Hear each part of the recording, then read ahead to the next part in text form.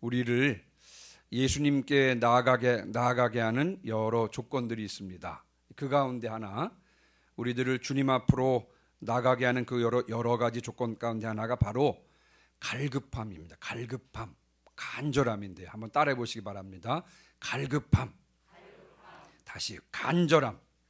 네.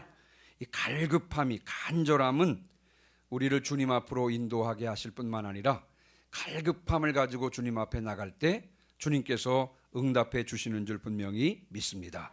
오늘 읽은 본문에는요, 이 신약 성경에서 갈급함의 대명사라고 할 수 있는 사람이 있는데 그 사람이 누구냐 하면 오늘 본문에 등장하는 수르보니게 여인입니다. 오늘은 수르보니게 여인에 대해서 살펴보면서 은혜를 나누고자 합니다. 말씀을 들으면서 우리 속에도 수르보니게 여인 같은 갈급함과 믿음이 생기기를 주님의 이름으로 축원합니다. 또한 수르보니게 여인처럼 주님 앞에 나아가서 믿음을 칭찬받고 기도가 응답되는 역사를 경험하시기를 주님의 이름으로 축원합니다. 자, 오늘 이제 본문으로 한번 돌아가 보겠습니다. 24절 한번 봐보세요. 24절. 자, 7장 24절 같이 우리 한 목소리를 읽어보겠습니다. 시작. 예수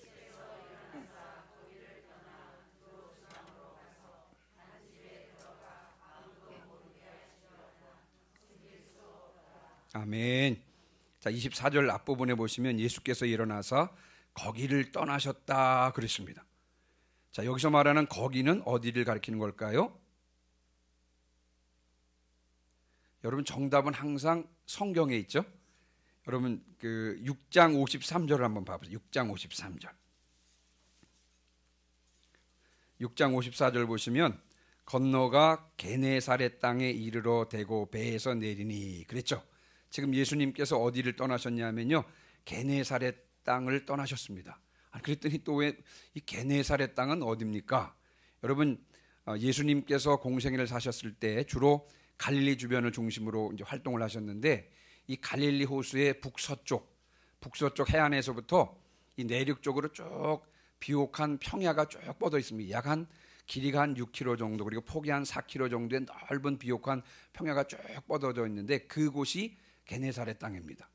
우리가 그 지역에는 우리가 잘 알고 있는 지명이 있는데 예수님께서 공생애를 시작하시면서 그 본부를 삼았던 지역이 어디냐 하면 가버나움입니다. 가버나움도 게네사렛 땅에 속했고요.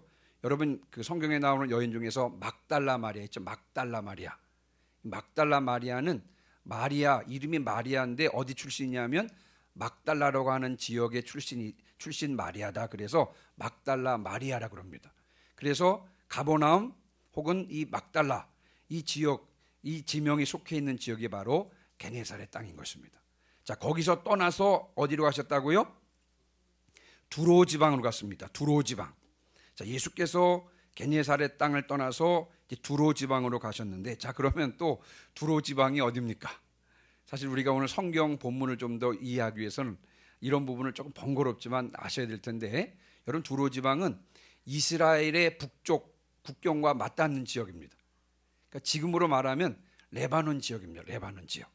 성경을 읽다 보면, 여러분 구약 성경을 읽다 보면 두로하면 나오는 도시가 있거든요. 한번 따라해 보세요. 두로와 시돈. 다시요. 두로와 시돈. 예, 이 두로와 시돈, 이 지역, 이 두로와 시돈 있는 그 같이 나오는 지역인데, 이 페니키아라고 하는데 베니게의 주요 도시가 두로와 시돈입니다. 말씀드린 지금의 레바논 지역이고요. 지금 여러분 레바논의 지도를 보면 지금 현재 레바논의 지도에도 두로와 시돈이란 지명이 있을까요, 없을까요? 그 지명이 지금도 있습니다. 두로와 시돈이라고 하는 지명이 있습니다. 자, 구약 성경에서 이 두로와 시돈은 여러분 잘 아시는 누구? 선지자 중에서 누구? 엘리야와 관계가 있고요. 또 누구냐면 구약 성경 중에서 이스라엘의 가장 악한 왕으로 등장하는 사람이 누구냐면 아합이거든요. 그 아합만 악한 것이 아니라 그의 부인도 아주 악명이 높은 사람입니다. 아합 왕의 부인이 누구였냐면 이세벨입니다. 이세벨. 근데 이 이세벨이 누구냐? 이세벨의 아버지가 누구냐면 엣발이라고 하는 사람. 엣발.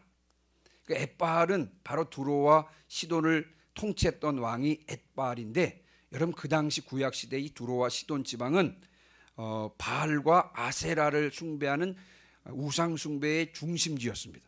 우상 숭배의 중심지.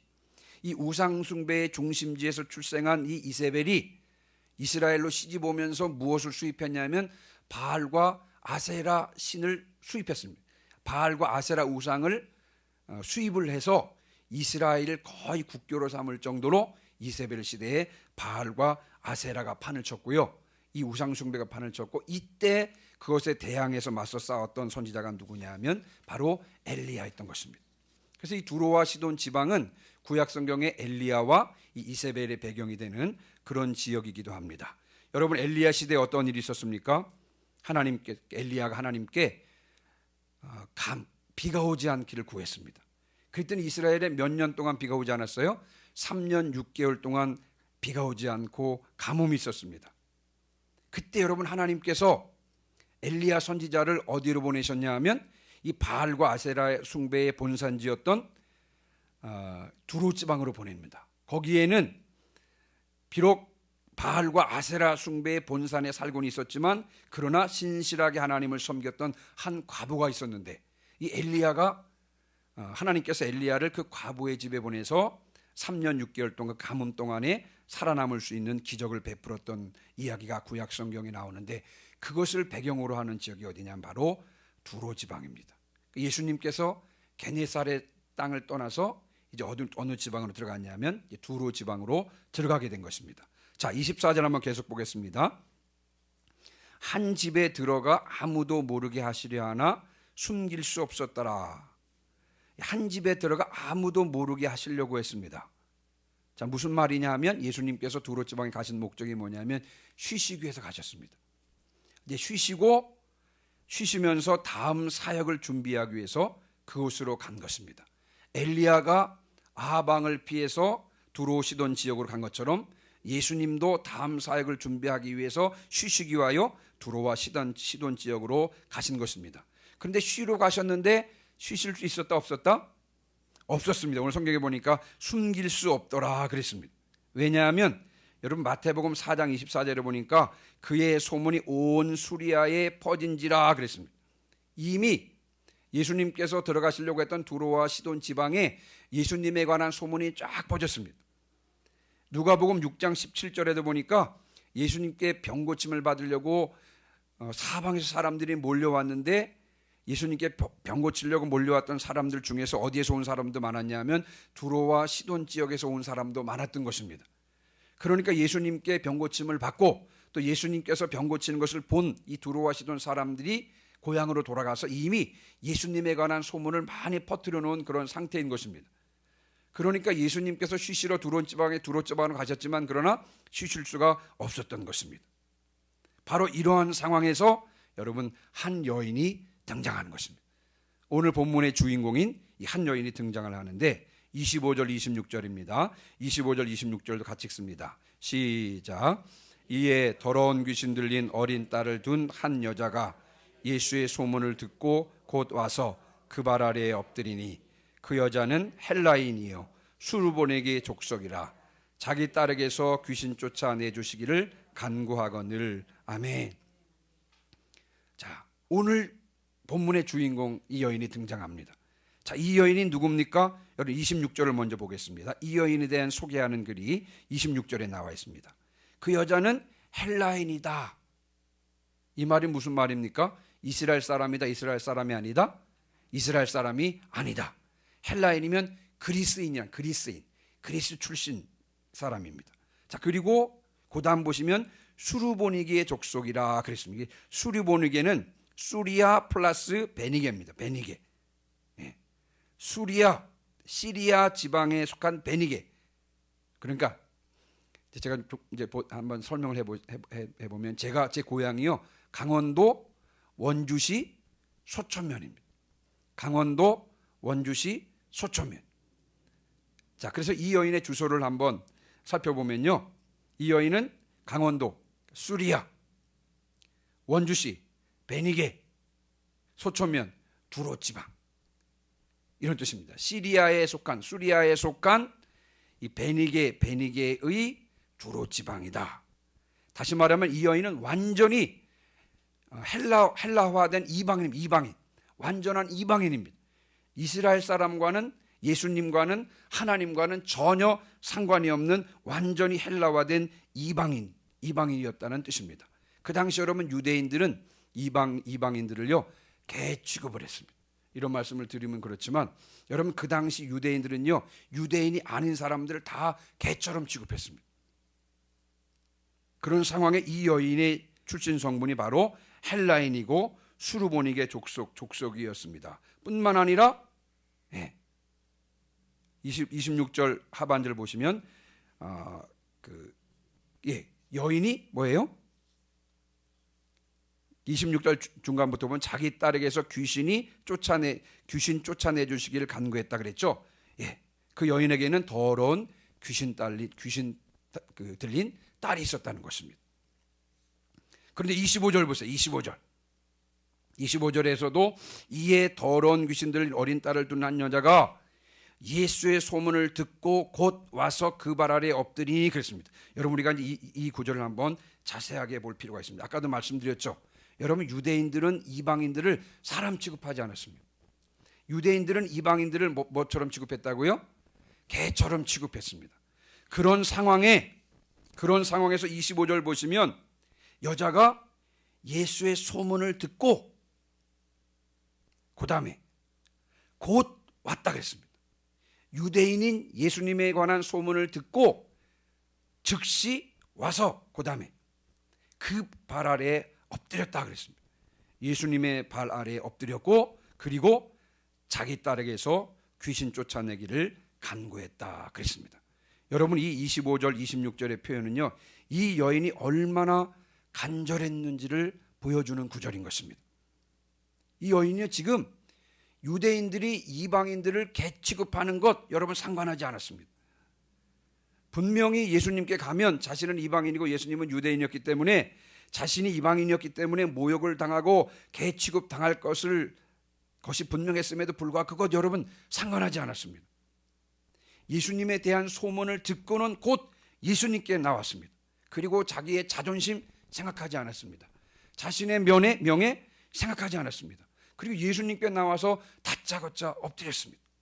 그리고 오직 무엇을 구했어요? 딸의 병을 고쳐달라고 간절하게 구했던 것입니다. 이 딸의 병을 고쳐주고 싶은 이 갈급함, 간절함이 이 여인을 예수님 앞으로 인도한 줄 분명히 믿습니다. 말을 물가에까지는 데려갈 수는 있습니다만 물을 마시게 할 수는 없다잖아요. 그렇죠? 그러나 이제 말이 물을 마시게 하는 방법이 있다 그랬죠? 어떻게 하면 물가에까지 끌고 간 말을 물을 마시게 할 수 있을까요? 말의 입에 뭐를 넣는다고요? 말의 입에 소금을 넣는 것입니다. 그러면 이 말이요 소금을 먹으면 갈증이 생깁니다. 그래서 먹지 말라 그래도 스스로 물을 마시게 되는 것입니다. 여러분 때때로 우리를 하나님 앞으로 인도하는 것이 바로 간절함입니다. 간절함은 물을 마시게 하는 소금과 같은 것입니다. 어떤 사람이 이렇게 말했습니다. 저도 전적으로 동의하는데 우리가 기도하지 않는 것은 우리에게 소망이 없기 때문이다. 우리에게 간절함이 없기 때문입니다. 이렇게 말을 했어요. 때때로 하나님께서는 우리에게 문제를 주시고 우리에게 고난을 주십니다. 하나님께서 우리에게 문제를 주시고 우리에게 고난을 주시는 여러 가지 이유가 있겠지만 그 가운데 하나는 뭐냐면 여러분 우리를 질식시켜 절망 가운데 빠뜨리기 위해서 하나님께서 우리에게 고난을 주시고 우리에게 문제를 주십니까? 여러분 그렇지 않습니다. 하나님께서 우리에게 문제를 주시고 고난을 주시는 이유는 분명합니다. 우리 속에 무엇을 주시기 위하여? 간절함, 갈급함을 주시기 위하여. 우리에게 갈급함과 간절함을 주시기 위해서 우리에게 하나님께서 문제와 고난을 주시는 줄 분명히 믿습니다. 간절함이 있으면 주님을 찾게 돼 있는 거고요.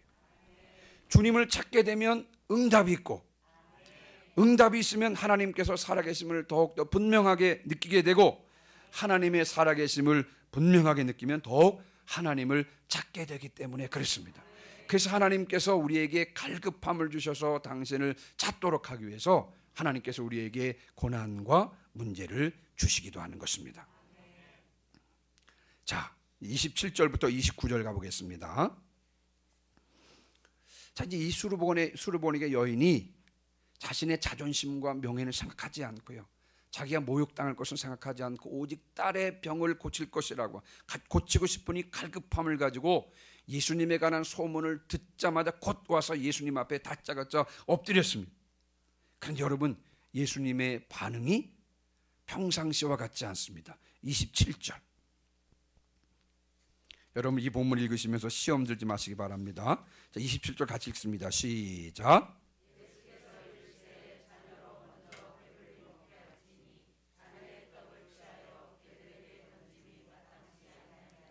아멘. 아까 제가 말씀드렸지만 유대인들이 이방인들을 취급했다 그랬잖아요. 그렇죠? 근데 그렇다면 자, 여러분 27절 다시 보시면 여기서 자녀는 누구고 개들은 누구입니까? 자, 자녀는 이스라엘 사람들을 말하는 것이겠죠. 자, 개들은요, 이방인을 말하는 것입니다. 네. 지금 여러분 예수님께서는요, 다른 사람과 똑같이 유대인과 이방인을 차별하고 있습니다. 예수님께서는요, 다른 유대인과 똑같이, 다른 이스라엘 사람들과 똑같이 이 수르보니게 여인을 지금 대하고 있는 것입니다. 너는 이방인이 아니냐? 내가 너의 딸을 고쳐줄 이유가 없다. 내가 너에게 줄 은혜가 없다. 왜? 너는 이방인이지 않느냐? 어떻게 자녀들에게 줄 떡을 개들에게 주겠느냐? 여러분, 예수님께서 아주 매정하게 이 수르보니게 여인의 간구를 거절했습니다. 그러나 여러분, 이 여인이 물러났어요? 물러나지 않았어요? 이 여인이 순순하게 물러나지 않았습니다. 28절 보세요. 제가 읽습니다. 여자가 대답하여 이르되 주여, 올소이다마는 상아래 개들도 아이들이 먹던 부스러기를 먹나이다. 여러분, 이 수르보니게 여인의 이 말이 중요해요. 예수님께서 이 여인을 매정하게 대한 이유가 있습니다. 왜? 이 여인의 입을 통해서 바로 이 말이 나오기를 기대하셨기 때문에 그렇습니다. 지금 이 여인의 입을 통해서 이 말을 듣고 싶어서 지금 예수님께서 수르보니게 여인을 매정하게 대한 것입니다. 이렇게 상황을 지금 몰고 가신 거예요. 이렇게 생각하는 이유는 뭐냐면요, 29절 때문에 그렇습니다. 예수께서 이르시되 이 말을 하였으니 돌아가라, 귀신이 네 딸에게서 나갔느니라. 이 말을 했기 때문에 이 여인의 딸이 구원받은 것입니다. 자, 그럼 도대체 이 여인이 어떤 말을 했기에 예수님은 이 여인의 말을 듣고 그 여인의 딸의 병을 고쳐주었을까요? 우리 28절 다시 한번 보겠습니다.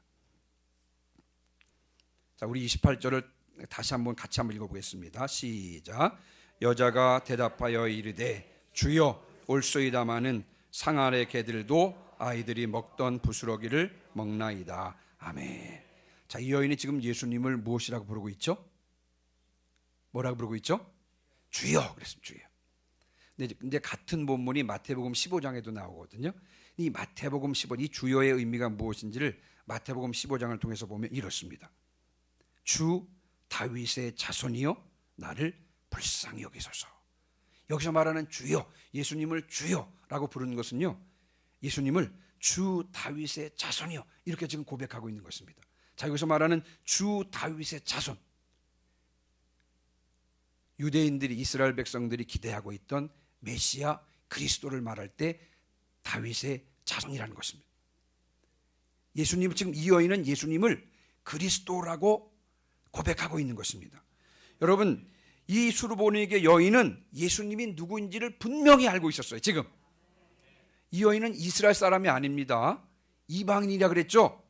또 예수님이 활동하던 이스라엘과는 멀리 떨어져 있었습니다. 여러분, 이 여인은 예수님을 보았어요? 못 봤어요? 과거에? 본 적이 없습니다. 단지 소문으로만 들었어요.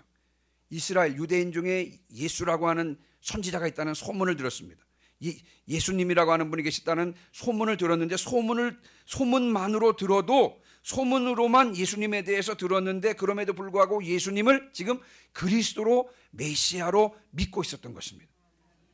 그래서 여러분, 지금 이 용어가 중요해요. 주여, 이 말이 무슨 말입니까? 소문으로만 듣던 예수님이 누구라고요? 예수님이 바로 그리스도라는 것, 구원자라고 하는 사실을 이 여인이 아주 분명하게 소문으로 들었는데 예수님이 누군지를 지금 분명하게 알고 있었던 것입니다. 자, 그러면서 뭐라 그랬어요? 옳소이다마는, 옳습니다. 당신이 말하는 것이 옳습니다. 여러분, 자신이 지금 누구인지를 분명히 알고 있었습니다. 이 여인은 먼저는 지금 내가 만난 내 앞에 있는 예수님이 누구라는 것을 분명히 알고 있었습니다. 예수님은 그리스도였어요.